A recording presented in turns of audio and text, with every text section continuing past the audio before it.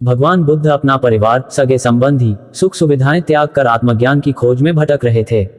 उनके मस्तिष्क में विचारों की आंधियां आती, प्रश्न उमड़ते और वे उनका समाधान प्राप्त करने प्रयत्नशील रहते। वे आत्मज्ञान की प्राप्ति के लिए कई स्थानों का भ्रमण कर रहे थे, कठोर जीवन शैली का पालन कर रहे थे, कई कष्ट सहते हुए कठोर तप कर रहे थे, किंतु फिर भी आत्मज्ञान से वंचित थे। एक दिन एक वृक्ष के तले आसन जमाए वे गहन विचारों में लीन थे।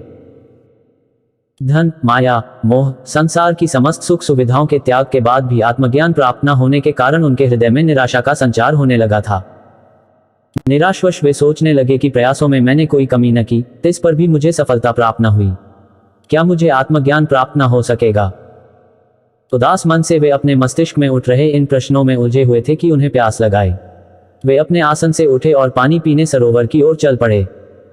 वहां उन्होंने देखा कि एक छोटी सी गिलहरी मुंह में फल दबाए सरोवर के किनारे आई। अचानक उसके मुंह से फल छिटक कर सरोवर में गिर गया। फल सरोवर की गहराई में समाने लगा। गिलहरी तुरंत सरोवर में कूद पड़ी और उसके जल से अपने शरीर को भिगोकर बाहर आ गई।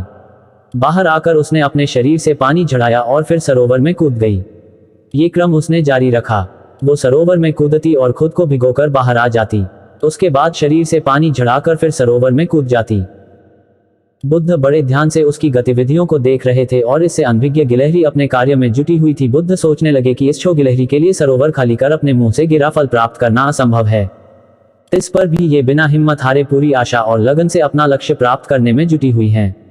एक छो गिलहरी जब निराश हुए बिना अपना लक्ष्य प्राप्त करने की दिशा में प्रयास कर सकती है, तो मनुष्य होकर मैं क्यों नहीं? मैं क्यों निराशा के भंवर में डूब रहा हूं? नहीं, मुझे निराशा त्याग कर पुनः आत्मज्ञान प्राप्ति की दिशा में प्रयासरत हो जाना चाहिए। वे लौट गए और पुनः तप में लीन हो गए।